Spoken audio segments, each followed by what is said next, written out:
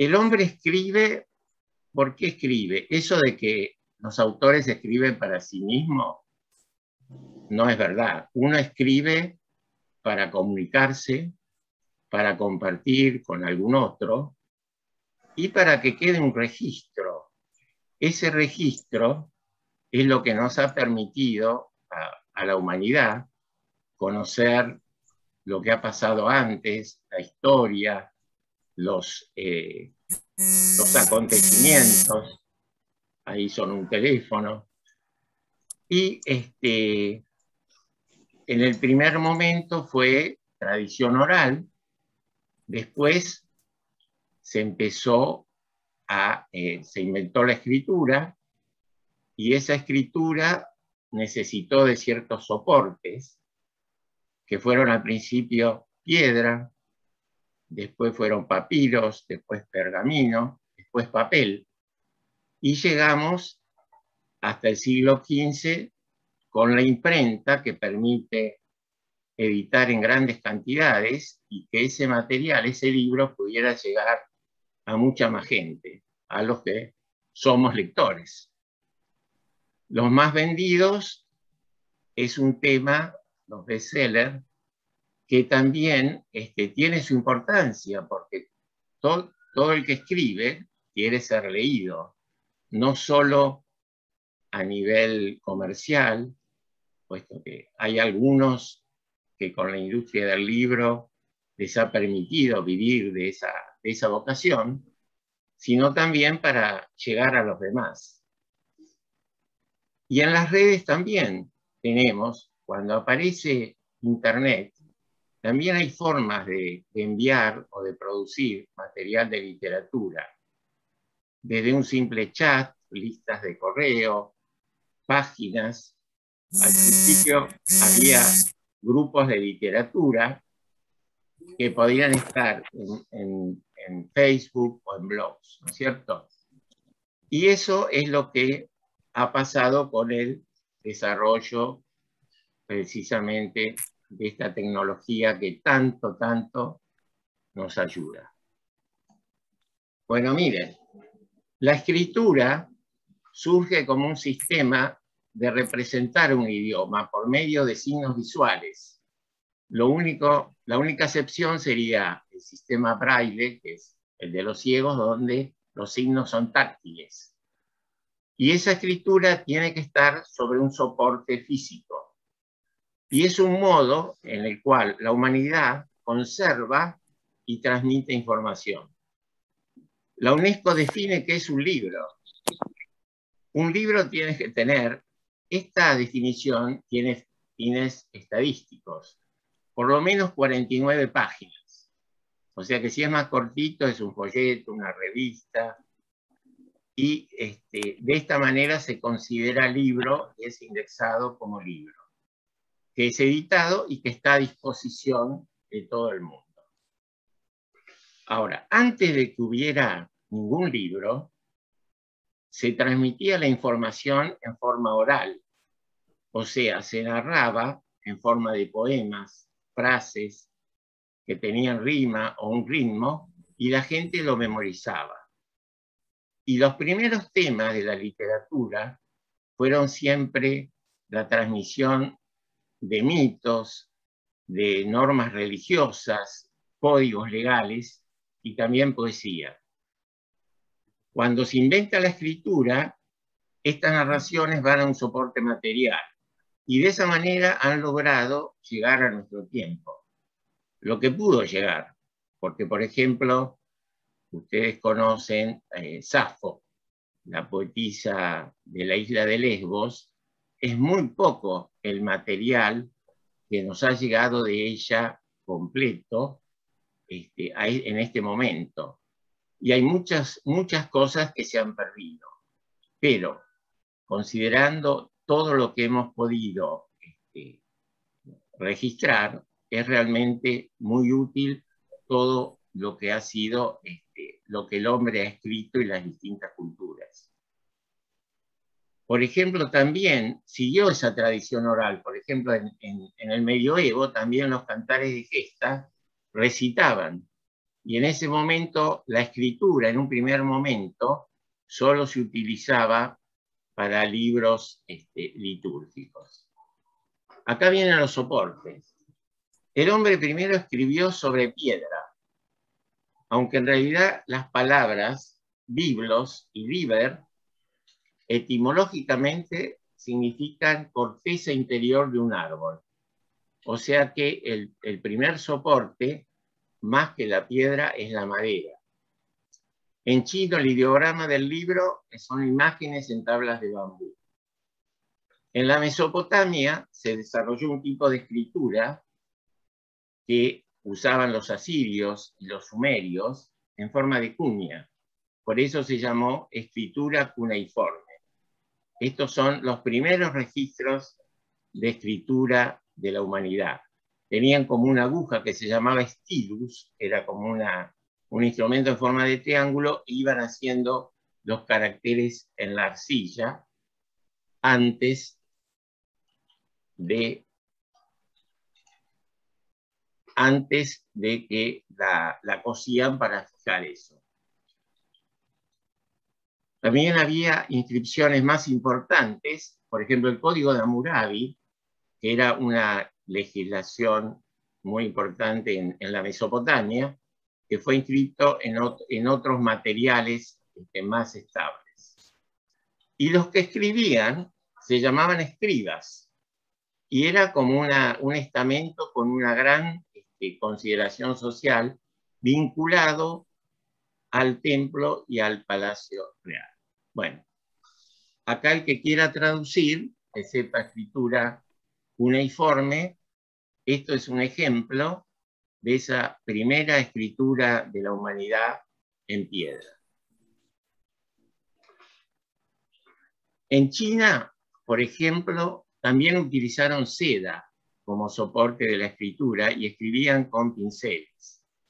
Y otros materiales como hueso, bronce, cerámica, escamas, hojas de palma, también se fueron utilizando para escribir lo que el hombre necesitaba registrar y dejar y conservar y que perdurara, que pudiera ser leído en forma diferida, porque la narración oral es en el momento. Cuando se escribe, hay como se difiere la lectura a otro tiempo y además se mantiene, permanece. Eso es lo importante del libro. Fíjense qué interesante. También el cuerpo humano podría considerarse un libro por medio del tatuaje. Esto lo desarrolló en forma excelente Ray Bradbury. Conocerán la novela de Bradbury llamada El hombre ilustrado, donde todos los cuentos están escritos, tatuados en la piel de un hombre.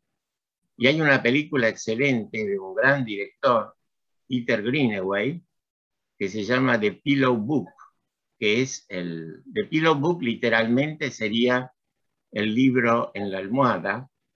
Acá se tradujo como escrito en la piel o escrito en el cuerpo, y es una costumbre que existe en Japón de que el diario íntimo se coloca debajo de la almohada. Y en esta película trata de una persona que le escribe, le pinta caracteres de escritura en el cuerpo al otro protagonista. Excelente película y excelente director. Para todos los que les gusta el cine, se los recomiendo. Ahora, ¿cómo fue evolucionando esto? Estas tablillas de madera o de marfil primero se reemplazaron por papiro. El papiro se mantenía en rollos y eso se llamaba volúmina, que es el plural del volumen. Estos rollos de papiro escritos con tinta eran más livianos y más fáciles de transportar. El primer papiro descubierto es en una tumba de la primera dinastía de Egipto en el año 3035 a.C., o sea, hace 5000 años. Papiros se utilizaron no solamente en Egipto, sino también en Grecia y en Roma.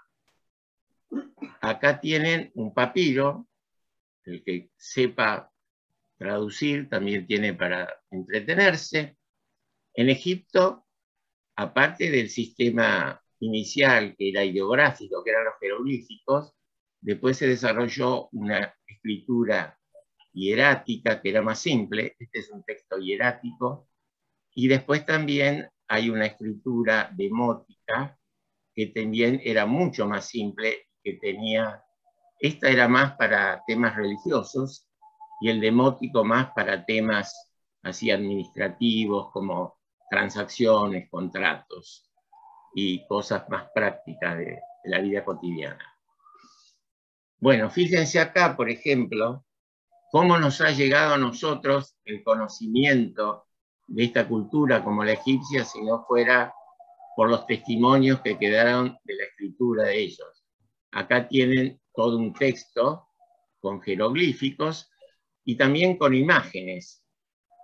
Acá tienen al dios con cabeza de chacal, que es Anubis, que está pesando, acá hay una balanza, el corazón, en comparación con una pluma de ñandú, y con esto se decidía cómo ha sido la vida de esa persona, y era un poco un equivalente de una especie de juicio final a los fallecidos que, como pensaban los egipcios, no morían, sino que pasaban a otra dimensión, al más allá. Acá tienen otro detalle, también está Anubis pesando el corazón, y acá hay una pluma que está en el otro platillo de la balanza. Bueno, esto era bastante complicado porque en realidad el corazón casi siempre pesa un poquito más que la pluma de ñandú, entonces era muy difícil salvarse de ese tipo de juicio, pero es lo que nos ha llegado por las inscripciones de los egipcios. Acá tienen un rollo, esto es papiro. ¿Se acuerdan? Por ejemplo, lo único que se ha conservado en rollos, que yo recuerde ahora, es, por ejemplo, la Torá, o a veces se habla de los rollos del Mar Muerto, que son documentos donde hay inscripciones en papiro que hace más fácil este tipo de rollo poderlas leer y participar de ellas. Después del papiro surge el pergamino. El pergamino se llama así porque lo inventó, se atribuye que el inventor fue el rey de Pérgamo, en Asia Menor. De ahí viene pergaminium y derivó en pergamino. El pergamino se obtenía a partir de la piel de los animales y se podía conservar más tiempo, pero era un soporte bastante caro por este material que se empleaba y por el tiempo que llevaba prepararlo.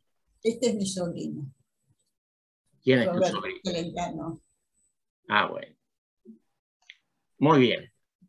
¿Y se acuerdan esa anécdota, esa frase que dice: no trate de inventar la pólvora que ya la inventaron los chinos? Bueno, llegamos después de, fíjense cómo vamos con la letra P, desde la piedra, papiro, pergamino, y llegamos al papel. El papel lo inventaron los chinos. Cai Lun, este es el chino al que se atribuye la invención del papel, en el siglo I, en China. Y ellos esos secretos no los transmitieron. Recién en el siglo VIII, los árabes, después de una serie de victorias militares, aprendieron a fabricar papel como hacían los chinos y lo hicieron conocer en Europa. La cultura árabe, musulmán, ha creado impresionantes bibliotecas y nos han dejado un gran legado con muchas obras, sobre todo griegas, y a Europa. 5 siglos después llega el papel a Samarcanda, a poder de los árabes.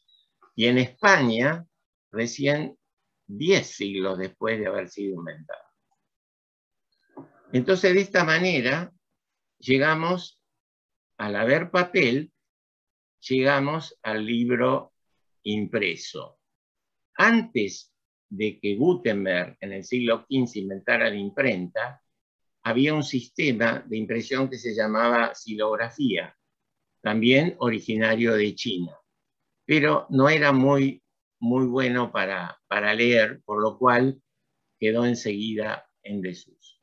Y acá llegamos al primer gran paso adelante en la historia del libro. Y es Gutenberg, con la elaboración de técnicas de impresión, las famosas letras de molde, que habrán escuchado por ahí varias veces en nuestra actualidad, y eso dio paso a que se pudiera hacer una producción masiva de libros, no un texto manuscrito que podía ser transmitido y compartido con muy poca gente. Bueno, las primeras cosas que imprimió Gutenberg con su imprenta, esta es una página de la Biblia. La Biblia no solo es el libro más leído y más traducido del mundo, sino que fue uno de los primeros libros que fue impreso luego del descubrimiento de la imprenta. Bien, ahora vamos 500 años después. Ya tenemos la imprenta, tenemos los libros, ¿y qué pasa? Aparece Internet.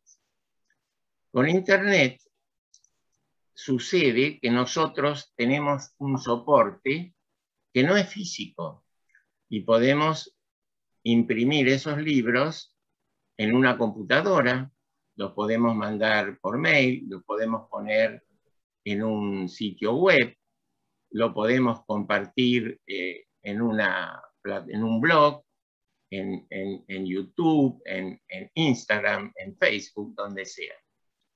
Eso llamamos impresión digital, o sea, es un libro en el cual la técnica de impresión es digital. No hay que confundir con hipertexto. Hipertexto es un gran avance en las computadoras porque es eso que hace que yo pueda poner el cursor en una palabra y saltar a otro sitio dentro de la red. Eso ustedes no pueden hacerlo en un libro. Ustedes en un libro impreso pueden tener una nota al pie, o si quieren saltar a otro capítulo o consultar en una enciclopedia, en un diccionario, qué significa esa palabra, tienen que ir a la biblioteca, sacar la enciclopedia, sacar el diccionario y abrir. Y eso ha sido un adelanto importantísimo, que es ese lenguaje de hipertexto. HTML, esto es la sigla de ese lenguaje de programación de hipertexto, Hypertext Markup Language, que es de 1991. Este lenguaje es el que está en todas las páginas y en todos los sitios web. Si ustedes con el mouse apretan el botón derecho y escriben código fuente, les va a aparecer el texto escrito con este programa en HTML, que es lo que el navegador lee y traduce en imágenes o palabras para que ustedes lo vean en la imagen, en la pantalla. Tampoco hay que confundir, esta impresión digital nos permite tener libros digitales que se llaman ebook. Ebook es un libro escrito en un soporte digital, de computadora o una pantalla. Y el e-reader es un sistema para leer esos textos. Es una pequeña diferencia porque a veces se confunden las dos ideas. Bueno, acá aclaro un poquito qué pasa con esto. La impresión digital es pasar la información a un soporte material. O sea, la información está en la computadora, en un ordenador. Yo tengo un documento, busco en Google un poema y lo paso a la impresora y lo imprimo. Ahí estoy imprimiendo esa información que está escrita en este lenguaje que yo no conozco y que me proporciona todas estas palabras e imágenes para que yo las pueda ver en una hoja. Ahora, este método también, el problema es que también el número de ejemplares es mínimo, pero permite reproducir un ejemplar o reponer un libro. Hoy en día también en la industria del libro, para editar un libro, a mí, por ejemplo, la editorial que trabajó conmigo me pidió todo el texto en un PDF y ellos directamente con ese PDF lo pasan al papel, lo imprimen, después lo cosen, ponen la tapa y hacen el tiraje que uno le solicita sin necesidad de utilizar la linotipia o las letras de moldes que se usaban antes en el sistema conocido de la imprenta. Y aparecieron varios desarrollos. El audiolibro, por ejemplo, es una forma de escuchar un libro. Se presenta el contenido en forma auditiva. Esto es exclusivo, se hizo solamente en narraciones, pero ha servido mucho, sobre todo para los no videntes, que pueden escuchar un libro, o sea, tienen el audiolibro para escuchar y el sistema braille para leer por el tacto. Y la definición, que acá les aclaro, ¿qué es un libro digital? O es un texto informatizado que es leído en una pantalla, o es un elemento material que sirve como soporte para este almacenamiento de estos datos. Acá tienen, miren, una biblioteca tradicional y acá podríamos tener un ebook y leerlo directamente. Siempre es una obra que está en un aparato o en un dispositivo electrónico. Estas obras al principio no había restricción de tema, ni siquiera legal ni material, hubo mucha confusión cuando esto empezaba, y fue así muy accesible, porque el tema, por ejemplo, de derechos de autor es un problema con esto. Saben que en la industria del libro los derechos de autor muchas veces, por medio de las fotocopias o de las reproducciones, no son respetados, pero los pobres autores, pobres no, pero reciben por ley el 10% como derechos de autor de lo que resulta de la venta de sus libros, que es bastante poco y muchas veces no se respeta.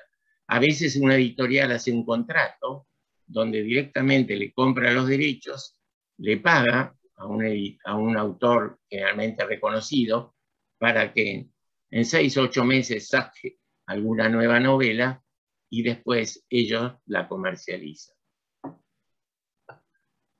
Bueno, en realidad el libro digital, este medio digital, todo este desarrollo, ha sido muy importante para la difusión, porque si no, hay muchos textos que no llegan al gran público. Y además también la posibilidad de tener libros que son o antiguos o muy difíciles de conseguir. Y hoy en día en Internet, con un buen buscador, ustedes pueden recuperar todo este material. Acá tienen, bueno, ya leyendo en un libro, esto es un e-reader, donde puede leer un libro en forma electrónica a través de la pantalla, desayunando, tomándose un cafecito. Esto es prácticamente una especie de imitación del libro, del formato en papel, pero que lo tenemos a través de una información electrónica. Bueno, y por último, ya para terminar, fíjense lo que ha pasado. Ustedes saben el relato bíblico de la Torre de Babel. Parece que después del diluvio quisieron hacer una torre tan alta que pudiera llegar al cielo.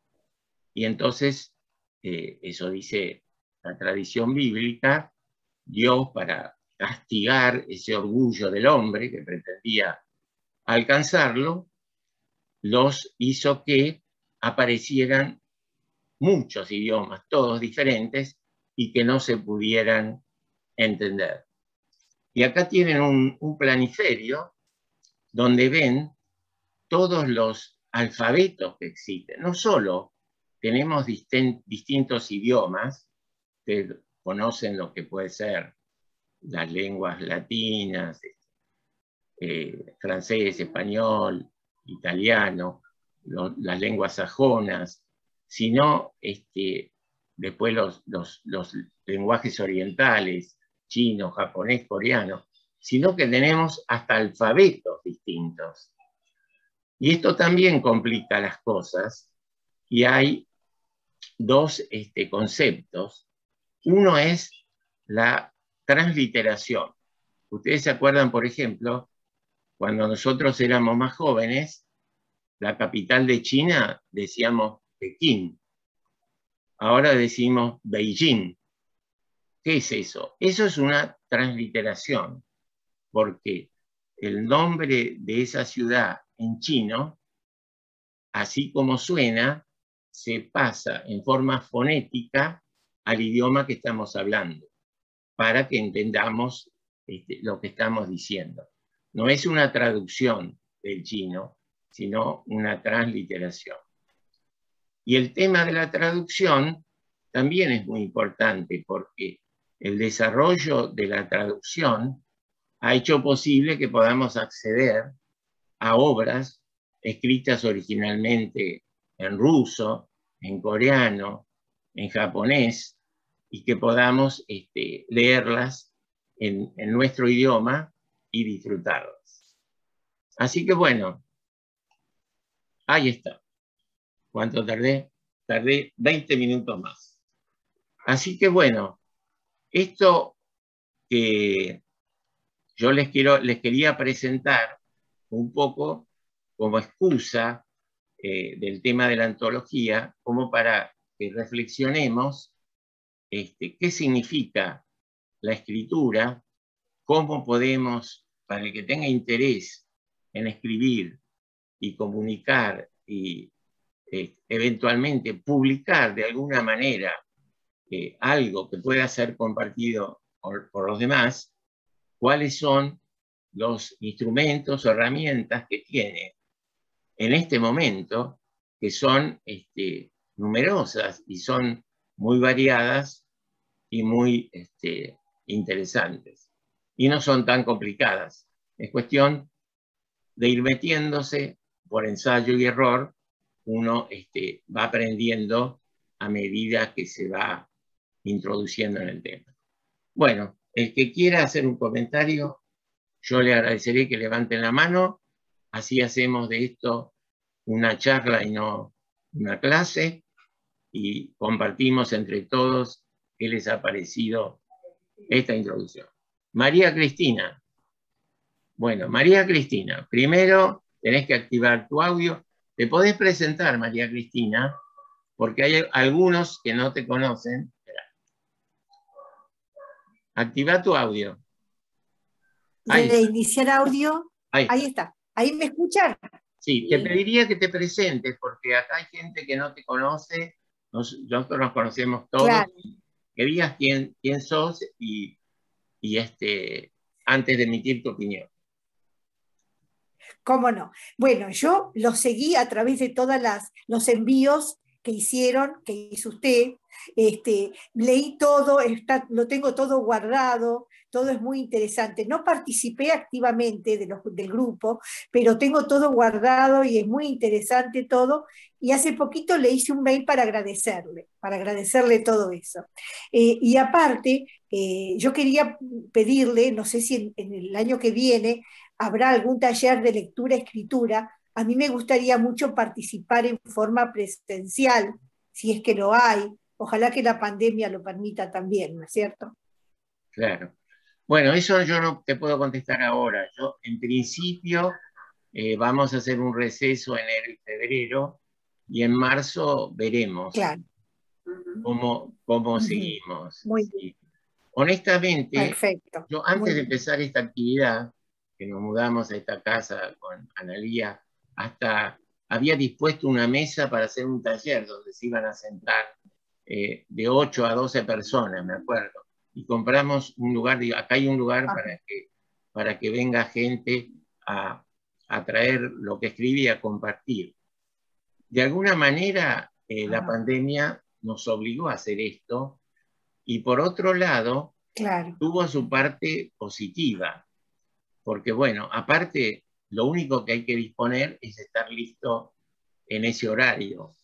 Pero yo en esos talleres a los que iba, participaba, siempre teníamos el cafecito, la llegada. Era un encuentro interesante y nutritivo, pero no lo que realmente se compartía y se participaba, digamos, en una forma presencial, no es superior a lo que hemos hecho en un taller acá por Zoom, donde cada uno lee, opina, Claro. prácticamente ha sido un gran sustituto. A mí me pasó lo mismo con el trabajo. Yo con la pandemia no tuve que ir, viajar todos los martes y viernes hasta el lugar donde trabajo en formar estudios, sino lo hice desde mi casa. Ahorré un montón de tiempo, un montón de gastos, y en realidad es como si estuviera allá. Pero vamos a ver, porque no sabemos cómo va a evolucionar esto y qué alternativa puede haber. Desde ya que yo a todos los que tengo en el listado les voy a informar cuando haya alguna actividad para los que quieran participar. María Teresa se tiene que ir. Muchas gracias, María Teresa. Te vemos el jueves que viene entonces. Chao, gracias. Roberto Celentano. A ver, activa el audio. Sí, bueno, muy interesante el resumen que hiciste de la historia sobre la escritura esta. Y la inquietud que se me despertó es en función del hecho de que ya prácticamente no escribimos, o sea, desde el punto de vista manual, sí lo escribimos en computadora, en máquina. ¿Qué será de esa escritura en el futuro, no? O sea, tiro la pregunta para ver cómo imaginan ustedes que será esto dentro de 100, 200, 300 años. ¿Qué pasará con esta escritura? ¿La verán nuestros descendientes como algo de la antigüedad? ¿Cómo será el futuro de la escritura manuscrita? A eso me refiero. Claro. Me despertó esa curiosidad. Muy bien. Simplemente dejo picando la pregunta. Bueno, yo te voy a contestar primero y después contestan los demás. Mira, a mí me ha pasado, yo me mudé varias veces, la cantidad de libros, enciclopedias, en inglés, en alemán, que heredé de mi cuñada, de mis suegros, de mis padres, es enorme. Y la verdad, tuve que achicarme. Y realmente no las necesito, porque vos con un buen buscador, en décimas de segundo, tenés una información que antes te costaba ir a una biblioteca o ir a buscar un libro pesado, tiempo, esfuerzo. O sea, yo no creo, el libro no desaparece. A pesar de la pantalla, leer en la pantalla te cansa los ojos. A mí me gusta llevarme un libro de viaje, ir a la playa o sentarme a tomar un café y leer un libro físico. O sea que va a seguir existiendo, no va a desaparecer. Es lo que yo pienso. Incluso todo esto que está en el ciberespacio también es muy frágil. Yo empecé con algunos sitios en internet, hice una revista virtual, y al principio con en forma gratuita, me empezaron a poner publicidad, porque por eso era gratuito, y después se fue corrompiendo ese material. O sea que yo no sé hasta qué punto, hasta cuándo, algún día, todo esto está en YouTube, está en Wikipedia o demás, no va a decir, bueno, si no pagan, esto ya no existe más, o empieza a ser corrompido, o desaparece. O sea, esto tiene ese aspecto que uno espera que no sucede. Yo me siento muy bien con tener algún poema de algún amigo o alguno propio escrito en Internet, en YouTube, y digo, esto va a durar cientos de años, no sé cuánto va a durar, porque en algún momento todo eso también puede surgir una nueva desarrollo que diga, bueno, esto se borra porque ya no nos conviene. No te olvides que todo esto seguía por la presión del interés económico. Así En la es. medida que a esos sitios no les resulte, van a buscar otras alternativas para... Pero bueno, es un enigma. En este momento estamos así. Analía, levantaste la mano. Sí, hablo desde acá. Habla desde ahí. Bueno, sí. Bueno, yo creo que sí va a desaparecer. Bueno. Pienso que la progresión geométrica en la que estamos inmersos, estás hablando de 100, 200, 300 años, que a este ritmo, para mí, va a ser todo o digital, o en la nube, o en pantallas. Creo que, aunque nos pese, y que veamos nosotros, que somos una generación intermedia, que pasamos de los libros táctiles a los libros virtuales, nos cuesta aceptar, porque es parte de nuestra vivencia, de nuestra infancia, de todo. Claro. Por eso pensamos que eso no puede morir. Y yo creo que sí, que va a desaparecer por cuestión de espacio, claro, por cuestión de costos, por medio ambiente, por muchísimas razones. Creo que la tecnología se va a imponer en todas las áreas y la literatura va a ser una de las primeras en mutar. claro. Y eso es bueno también. Aunque nos cansen los ojos, ya va a haber otra técnica que no nos canse o que nos pueda, no sé, incorporar la información de un modo diferente a como la venimos recibiendo. Creo que sí.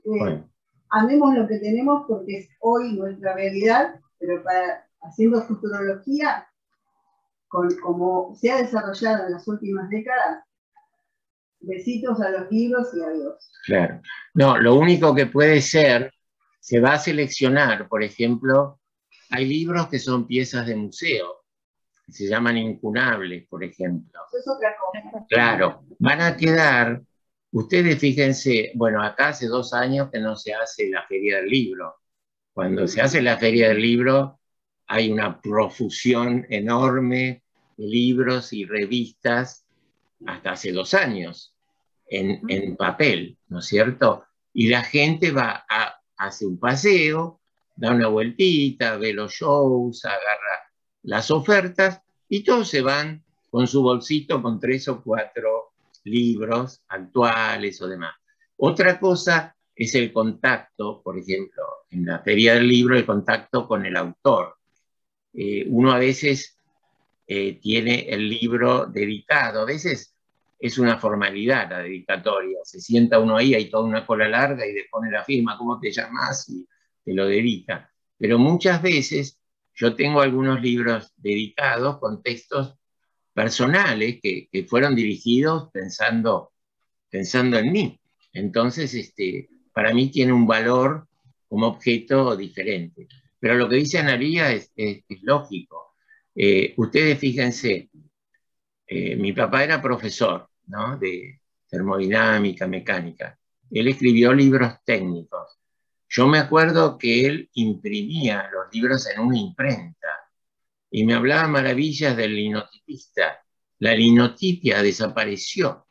La linotipia eran las letras que se armaba como un tablerito con las letras de la página para imprimir las copias, las rotativas de los diarios, ¿se acuerdan eso?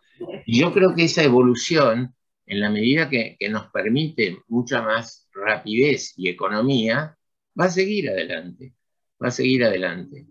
Así que, Betty, ¿querés hablar? A Sí, ver, Betty. yo no puedo predecir qué va a pasar dentro de 100 años, pero siento una pena muy grande, porque esto de lo digital, yo veo con un solo ojo. Yo tengo visión en un solo ojo. Ya me han recomendado el ebook, el audiobook, y no es lo mismo. No es lo mismo que hojear un libro e irte. Yo tengo la costumbre, leo muy poco, esto me cansa, todo me cansa. La televisión, no puedo fijar porque veo con un ojo solo. Y no he recurrido a nada, porque el hojear un libro no tiene la misma, para mí, no es la misma sensación que leer en una tablet, en la computadora, por más moderno que sea y por el avance de la tecnología. Yo conservo cartas cuando mi hija se fue hace 30 años a Israel. ¿Qué manteníamos? Un contacto epistolar. Hoy nos manejamos por el WhatsApp, por las videollamadas, y es frío, distante, y no es lo mismo, porque esas cartas que yo conservo, si algún día las quiero volver a leer, las tengo. Sí, sí, muy lindo. Lo que vos decís es muy lindo. Yo me acuerdo también, yo he vivido afuera, becado en Europa varios años, y les mandaba grabaciones a mis padres en cintas, y la verdad que es mucho más emotivo y comunica mucho más que un WhatsApp así apurado, como lo escribimos ahora. Lo mismo Sí. toda la literatura epistolar. A mí me encanta escribir cartas, como las de antes, ¿no es cierto? Pero bueno, de alguna manera, Supuesto que.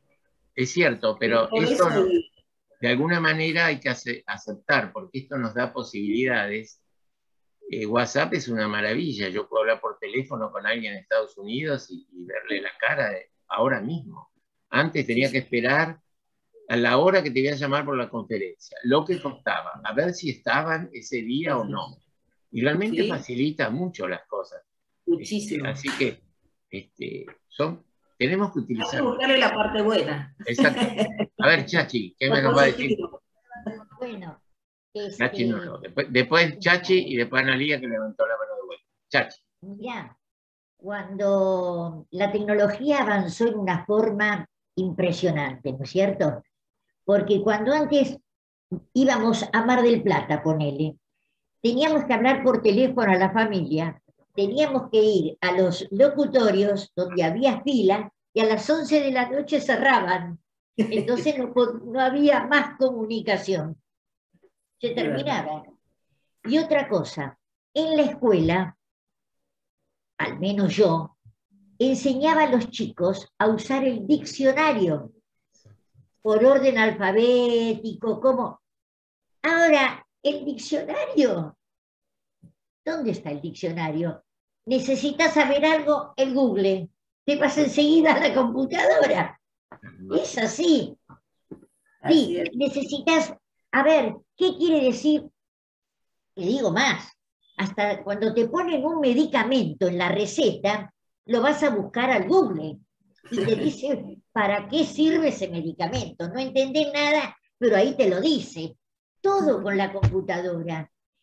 Y lo que yo veo bien en este momento también es que las librerías exponen los libros en las mesas separados, los distintos motivos, y la gente entra. ¿Te acordás que antes iba y decía, yo quiero ese libro, el otro? Ahora lo elegís vos. Autoelección, como el supermercado. Sí. Pero también eso da lugar a que la gente pase y entre a ese lugar, aunque sea a mirarlo, los libros. Yo si paso por algún lugar, no sé, me gusta alguno, lo compro. A mí me gusta leer. Pero la verdad que la computadora sacó mucho. Antes se trabajaba mucho más, se escribía mucho más. Ahora, yo como docente, no estoy hablando, los chicos no leen, no leen. Leen de la computadora, pero no es igual que leer un libro, donde vos tenías que transmitir después lo que habías leído en el libro. Y hacemos una lectura comprensiva, pero ahora no. La tecnología está bárbara, por supuesto, porque nos comunicamos por WhatsApp, por mail, por Facebook, pero bueno, para mí tiene su pro y su contra. Exacto. Muy bien. Le doy la palabra a Analía, que levantó otra vez. A ver, Analía, habla fuerte. Un poco para contestarle a Betty. Yo siempre fui muy vaga para escribir. No se escucha. Yo no escucho. Yo siempre fui vaga para escribir cartas. Y la verdad que soy más visual. Y yo estoy feliz de las videoconferencias. Me parece que es mucho más emotivo poder verle la cara a un ser querido que leer sus notas. Es mi apreciación. No digo que no sea hermoso releer cartas de seres queridos o revivir momentos y la emoción que te produjo cuando lo leías. Pero yo creo, desde mi punto de vista, que poder conectarme con alguien que está a miles de kilómetros y verlo y escucharlo es maravilloso. Exacto. A ver, la carta, sí, puedes acariciar la carta, pero tampoco está físicamente en la persona. Y poder verla y te comunicas de otra manera. Yo estoy súper a favor. Claro. Y por otro lado, los niños, ya, yo digo que nacen con un chip incorporado, tienen una facilidad para todo lo que es la tecnología. Nacen con otro estilo de aprendizaje, de comunicación, de velocidad. Entonces, lo que para nosotros era apreciado, precioso y útil, para un chiquito hoy de 5 años, le aburre. Me acuerdo, mi prima tercera, que ahora tiene creo 10 años, a los 3 años, el padre le había regalado un iPad. Y buscaba los dibujos animados, les cambiaba los colores, les subía la imagen, hacía cosas que yo no tenía idea de cómo hacerlo. 3 añitos, hace 7 u 8. Y así otras criaturas. El hijo de la señora que trabaja aquí, con 5 años, con el celular y los dibujitos y busca y sabe. O sea, les desarrolla una capacidad, desde mi punto de vista, de velocidad mental, de apertura. Creo que es valioso, y que es el tiempo que viene. Y yo creo que hay que fomentarlo en los niños, por supuesto que no estén tantas horas, porque hoy sí les hace daño a los ojos, como años atrás cuando estaban con los auriculares todo el tiempo. Pero hay que facilitar esta tecnología porque adelantamos enormemente y adelantamos sin necesidades de guerra, que siempre fueron las grandes potenciadoras de los descubrimientos. Adelantamos porque la tecnología en sí misma, como dije antes, tiene una progresión geométrica, avanza a pasos agigantados. Fíjense ustedes, hace 40 años, ¿cómo eran las computadoras? Yo soy perito mercantil, me acuerdo lo que era, cuando tenía 17 años, en el último año, era una máquina gigante la que teníamos que ver para hacer no sé qué cosas de computación. O la Pitman, cuando aprendíamos a escribir a máquina. Yo estoy fascinada con la tecnología, amo el teléfono que me permite comunicarme por email, recibir mensajes, cotizar, vender, cobrar, comprar, comunicarme con gente que está kilómetros de distancia, resolver. Yo amo la tecnología. Claro. Y volviendo al tema central del libro, mutará en otra forma de comunicación, de expresión, no será el papel, no será la tipografía, será otra manera. No va a morir en su esencia, va a cambiar, va a mutar en su forma, en su estilo. Bueno, muy bien. Yo resumiendo un poco, también pienso que hay que ver todo la parte buena, que es un progreso evidente, y la parte, porque bueno, cuando escribíamos cartas no teníamos otra forma de comunicarnos, o sea que fue una necesidad. Tratamos de expresar, de comunicarnos, de decir lo que sentíamos, de esa manera porque no había otra posibilidad. Yo lo que veo que esto, en realidad no es que la tecnología nos aísla, como muchos a veces sostienen. Si lo usamos bien, nos conecta más. O sea, yo tengo realmente amistades a los que no les he dado un abrazo físico y que por ahí no nos encontramos nunca y que hemos participado de un sitio, primero un sitio de internet, de literatura, de mensajes, otros en Facebook, pero después veo la foto, veo algún comentario y yo son mis amigos, nunca han estado en mi casa, nunca fuimos a tomar un café juntos o a comer pizza, pero yo siento y los conozco y me conocen y se desarrolla un afecto, una amistad que no es física y que lo ha permitido este progreso, este adelanto. Y es como todo, tenemos que tomar de todo lo que nos sirve. Porque, en medida, claro, en la medida de...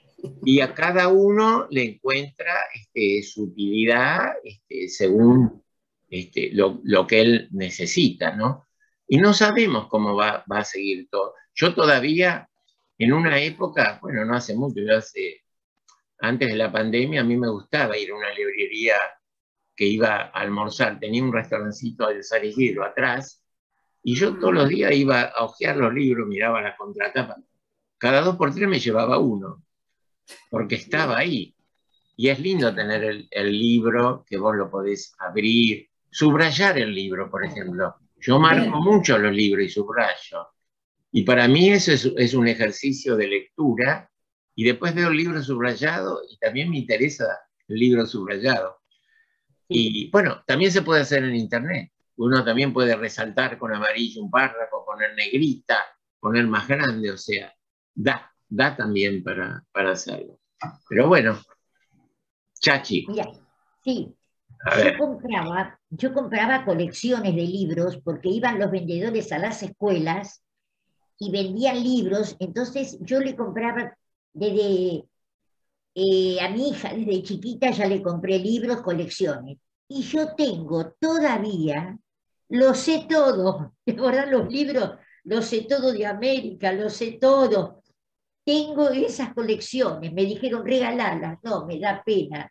Esas son mías, esas colecciones, porque he regalado libros, he llevado a San Luis, a Córdoba. Yo cuando viajo siempre llevo algo para esos chicos que no tienen nada.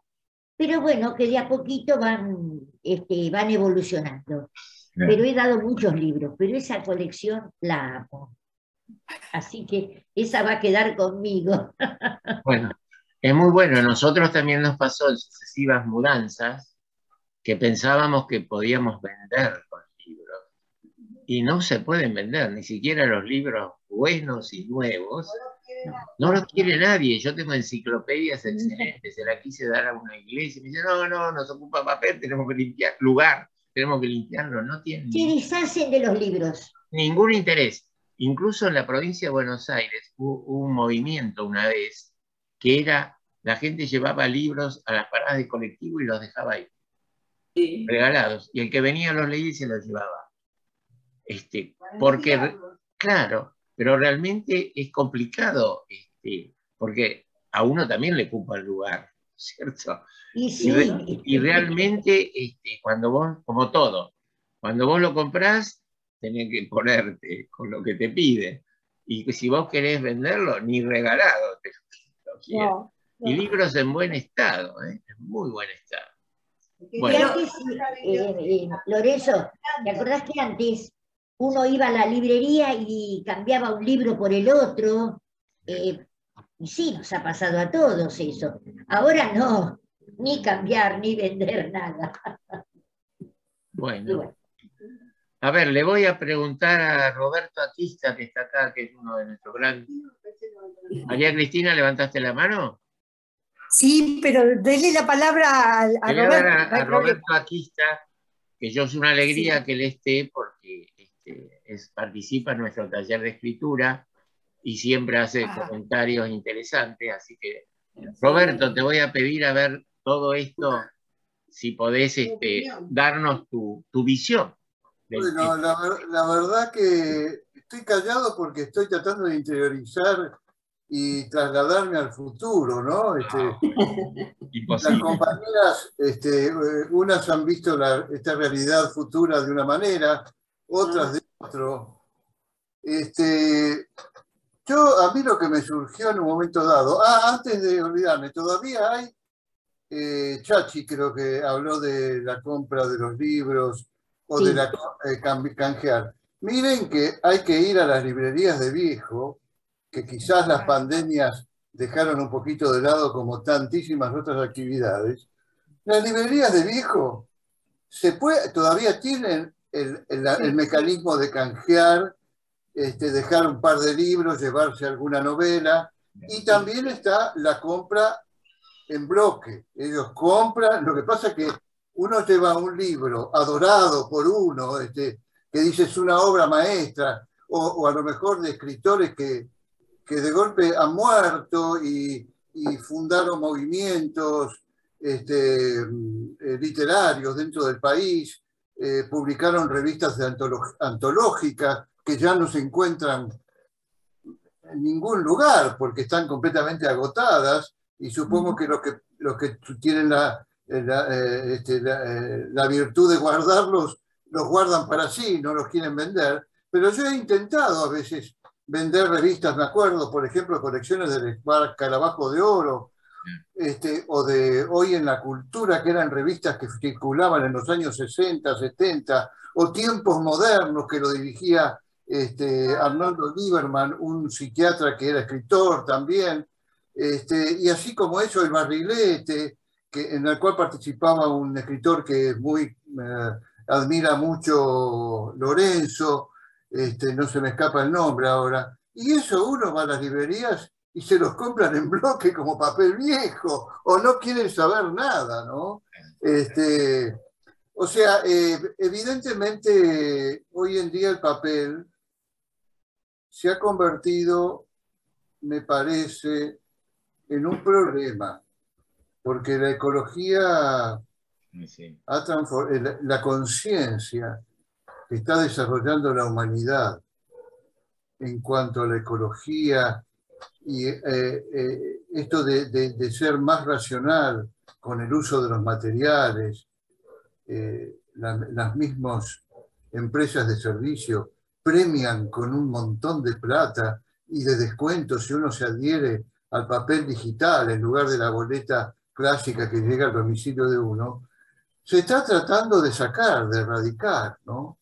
Entonces, es un tema que a mí me llena de preguntas y de asombro, porque yo los escuchaba a ustedes y por momentos me decía, a ver, se está hablando mucho de la tecnología en función social, en función de la comunicación interpersonal, intergrupal, como los WhatsApp, las videoconferencias, esta maravilla del Zoom que nos une de golpe y nos vemos la cara y vemos nuestros gestos, como si fuera en la vida presencial.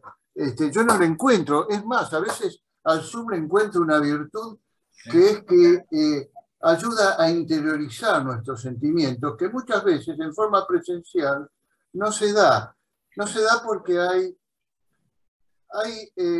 nosotros no somos la voz y un gesto, una cara, somos un cuerpo, somos una onda energética y transmitimos una cantidad de cosas o no transmitimos, o hay cosas que nos reservamos, que muchas veces en Zoom, la misma modus operandi del Zoom nos hace que nos entreguemos de otra manera, ¿no?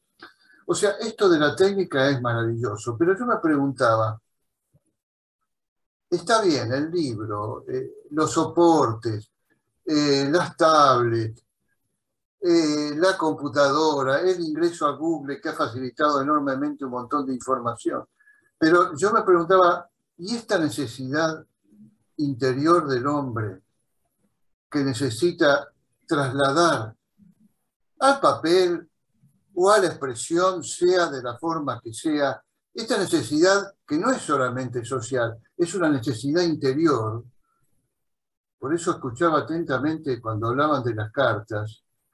No es lo mismo hablar con una persona querida, a pesar de que hoy hay todo un bagaje, nos hemos liberado de una cantidad de prejuicios que teníamos antes. Hoy se dice abiertamente te quiero. Los nietos nos han enseñado a decir abuelo te amo. Antes nosotros decirle eso a un abuelo era muy fuerte, no nos atrevíamos, ni a nuestros padres tampoco. Y nuestros padres, raro el que nos decía te amo, te quiero y te abrazaba. Muchas veces era otra forma de vida, ¿no? Pero esta relación interpersonal muchas veces no contempla lo interno del hombre, porque el acto de escribir es un acto de inmersión profunda en el psiquismo y en la mente, del ser que escribe, ¿no?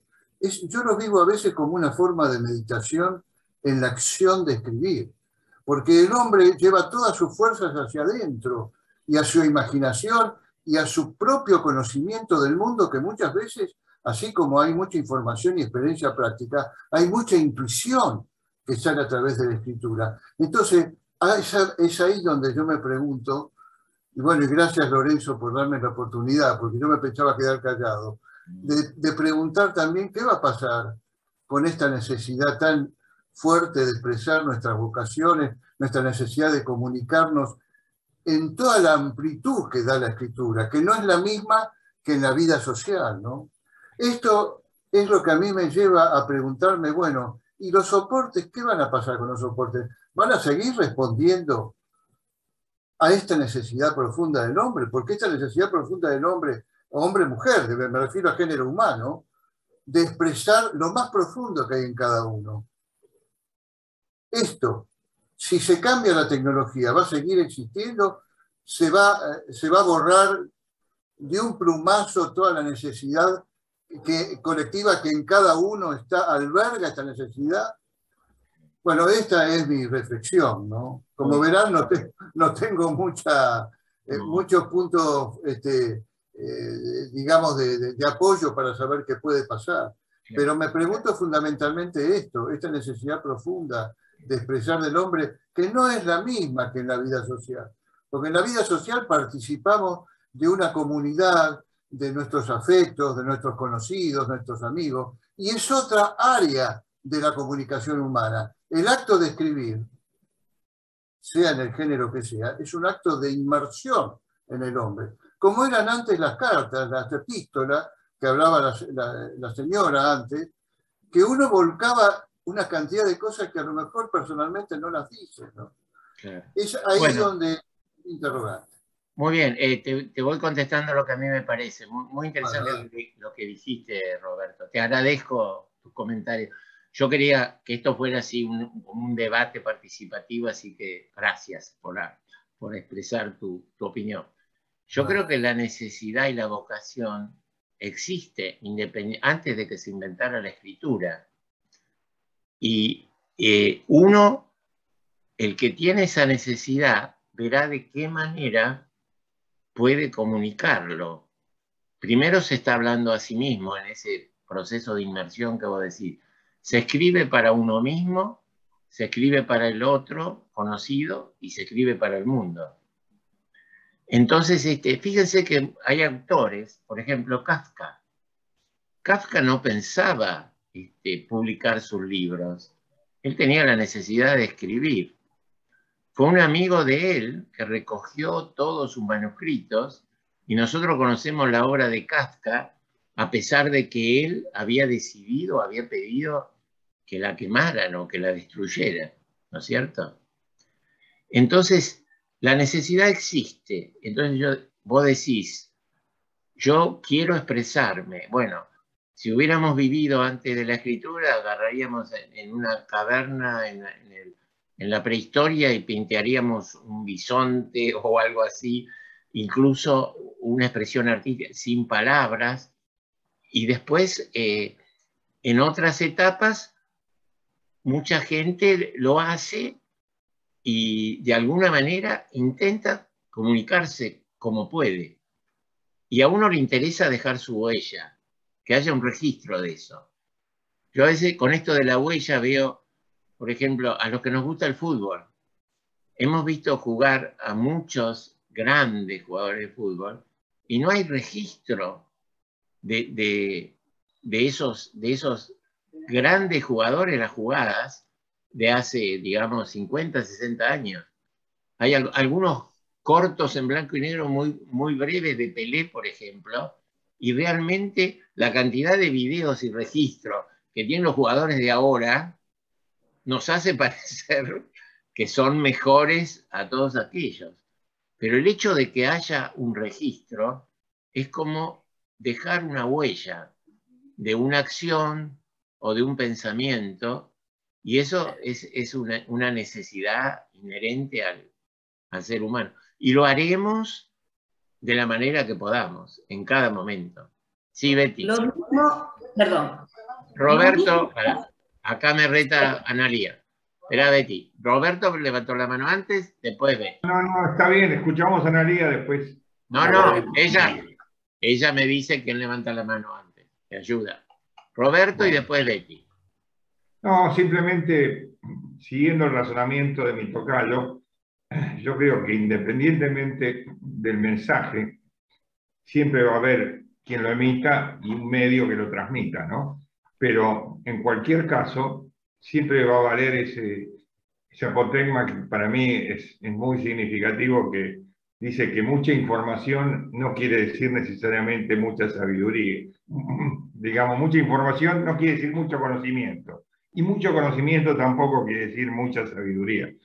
Todo ese proceso de tamizado se hace entre el emisor, independientemente del medio que la propague. Así que creo que en el fondo esa alquimia va a seguir subsistiendo mientras exista la humanidad. Bueno, muy bien. Betty, entonces te escuchamos a vos ahora. Lo mismo pasa con la música. Bien. Lo mismo pasa con la música. No es lo mismo ir al Teatro Colón que escuchar música por YouTube o una transmisión de un concierto por la radio. Exactamente lo mismo. Para mí, que me gusta, que soy una melómana, el Colón tiene un encanto especial que no lo tiene ni YouTube, ni la computadora, ni la radio, ni los CD. Los CD se han dejado de escuchar. Claro. No existen. Entonces, hay sensaciones y hay vibraciones en cada ser humano que no son comparables con ninguna tecnología, Claro. desde mi punto de vista. Bueno, perfecto. El tema es no ponerlas en oposición. O sea, vos tenés el Teatro Colón para ir. Nosotros íbamos al Mozarté, un concierto que es una experiencia inolvidable. Y también, ahora empezó de vuelta. Y Sí. también podés escuchar una buena música por YouTube de un concierto que se hizo en Europa, donde no podés ir, o en Japón, con un buen audio estereofónico, y por lo menos tenés otra participación de eso que si no, no lo conocería. O sea, una cosa yo creo que no excluye la otra.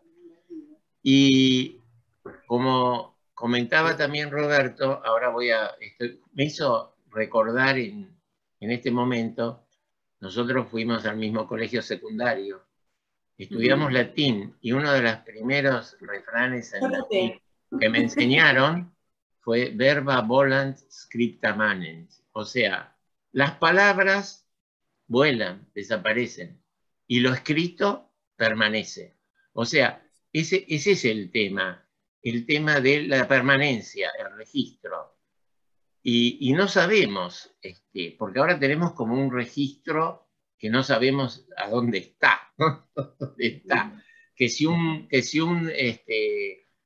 ordenador grande o colapsa, por ahí se corrompe, se pierde y no tenemos más nada. Tiene respaldo. Exacto, bueno, acá defiendo. Pero de alguna manera es interesante que eso quede de alguna manera para algún otro, no solo para nosotros o para... Pobres arbolitos. Chachi. Yo quiero decir algo, con todo esto que estuve escuchando, lo mismo pasa con las fotografías. Sí. Antes sacabas una foto, tenías que ir a revelarla, te acordás que la daban en papel, y vos la tenés guardada, como las tengo yo, cajas y cajas de fotografía. Ahora tenés el celular, sacás la foto, no te gusta, sacás otra. Pero también puede suceder, como sucedió ayer, que mi nieta me manda a pedir una foto que me mandó la vez pasada por el celular y ella no la tenía. Y le dije, yo tampoco porque la borré. Claro. Si lo hubiera hecho en papel, la tenía guardada en la caja.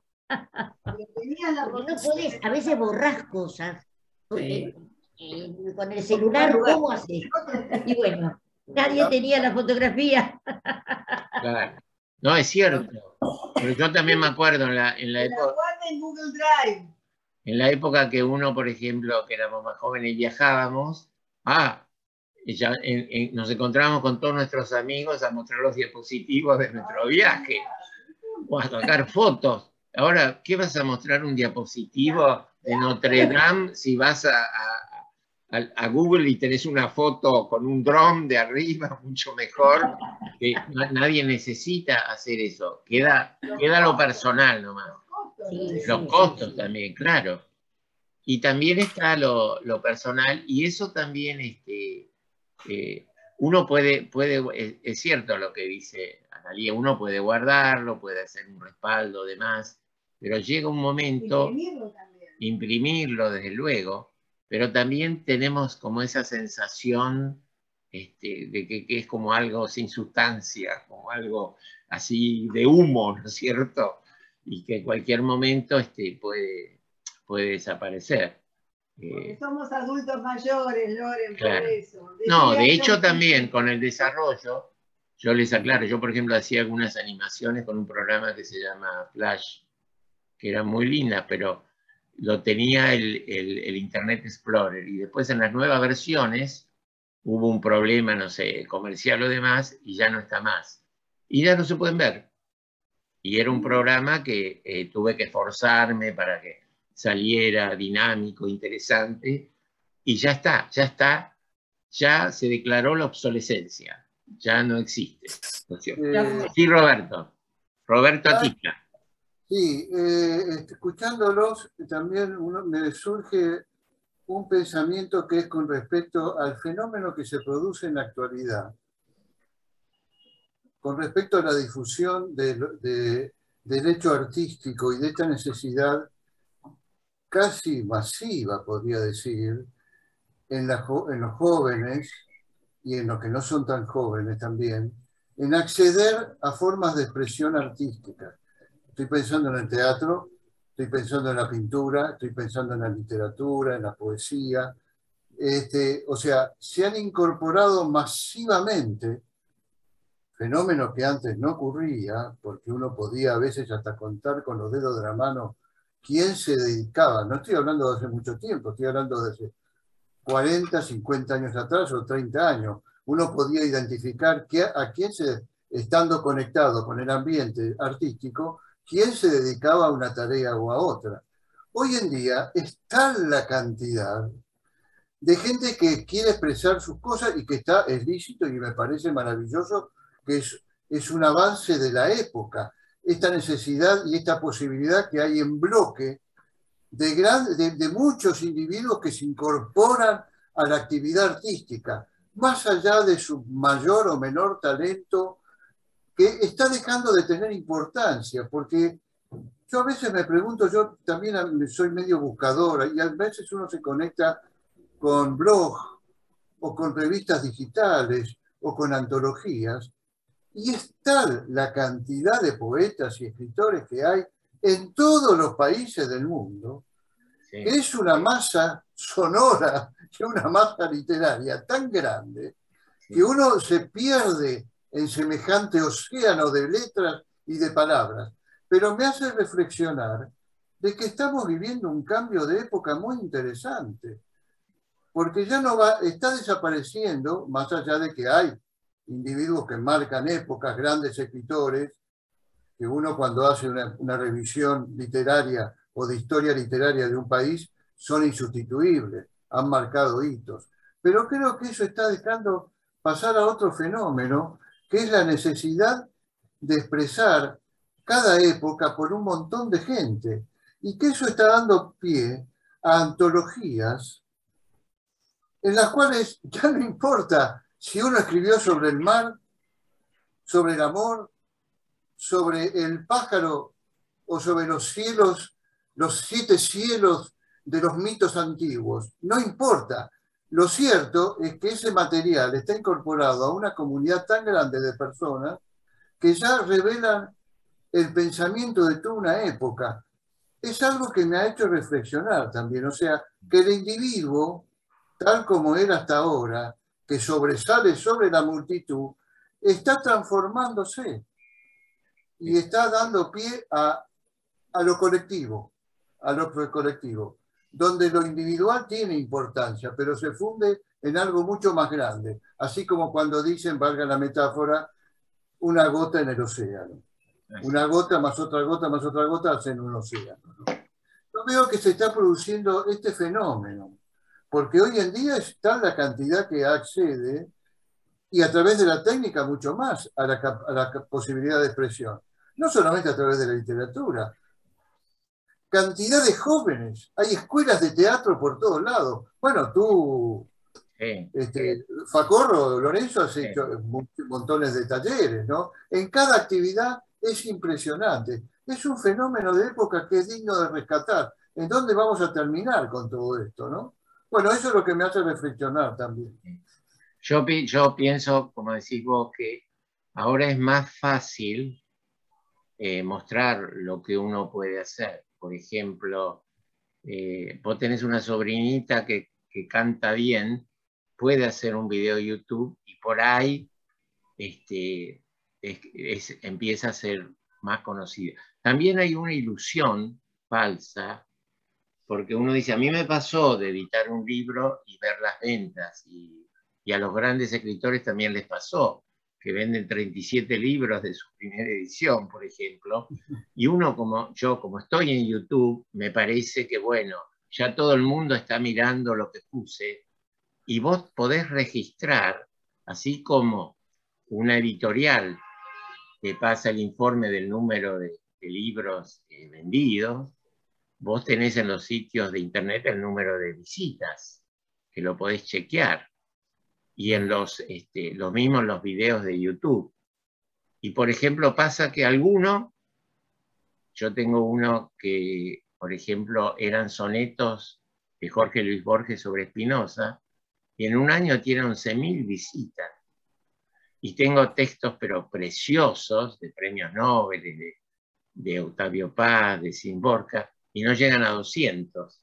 Entonces, no se sabe cómo es esto de la masa crítica, de cuando algo llena la cancha de River o cuando las butacas están todas vacías. Pero la necesidad del creador o del artista o del humano llano, nosotros, es expresarse y dejarlo ahí. Y el que lo quiera tomar, que lo tome, y al que le sirve, nos alegramos. Y bueno, y es eso. Yo creo que se facilita un poco las posibilidades, porque antes, por ejemplo, publicar un texto, pero tenías que mandarlo al suplemento literario de un diario, te lo rechazaban, venían diciendo que no servía. Tenías que conocer a alguien dentro de los periodistas como para que te hiciera una ayudita. Y es bastante difícil. Y tampoco hay, por ejemplo, en el caso de la poesía no hay mucho público. En la narrativa hay un poco más, pero no crean que es demasiado más. En general la gente se impone un autor por alguna obra o por el nombre y después se vende esa marca. Y eso es lo que resulta y es un milagro misterioso que uno no llega a entender a veces por qué. Pasa con la música también, ¿no es cierto? Hay canciones, pero muy lindas, que se agotan en pocas semanas, y otras que tienen millones y millones de seguidores y repetidores. También Bueno, sí. hay un fenómeno editorial muy interesante. Antes primaban las más importantes editoras que uno podía ya nombrarlas, muchas han desaparecido, ¿no? Que incluso fueron abriendo sucursales no solamente en Buenos Aires, sino en México, en España, en las grandes ciudades del mundo. Pero hay un fenómeno que vos lo habrás notado, Lorenzo, como escritor, como poeta que sos también, que han aparecido un montón de pequeñas islas que son editoriales pequeñas, que se han dedicado a promover una literatura más exclusiva, más conectada con la belleza. Me estoy acordando de Eterna Cadencia, por ejemplo, que ya se desarrolló mucho, pero como ella hay montones de pequeñas editoriales que ponen el acento y ponen la vista en los creadores donde demuestran tener talento. Eso es otro fenómeno que antes no existía.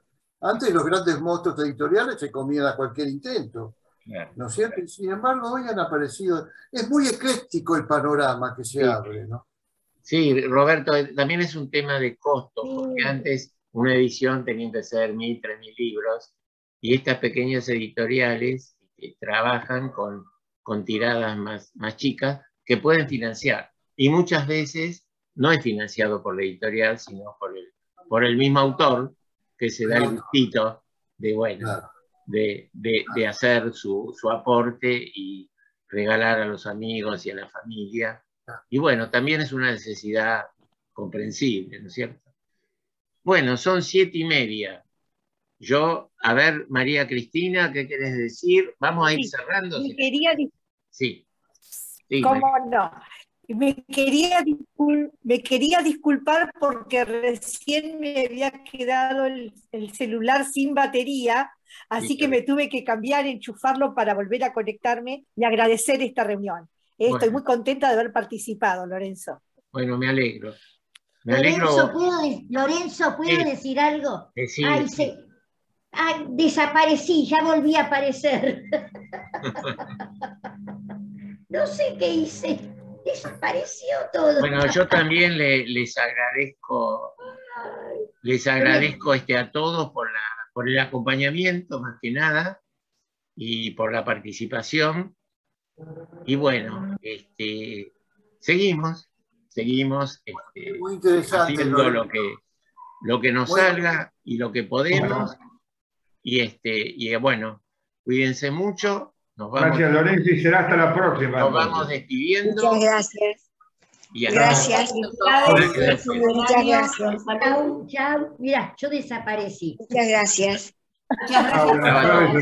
Yo desaparecí. Chau. Chau, felicidades. Suerte. Ahora desaparecemos todos. Acá tengo el botón. Tengo el botón para hacerlos desaparecer. Miren, 1, 2 y 3. Esa es tecnología.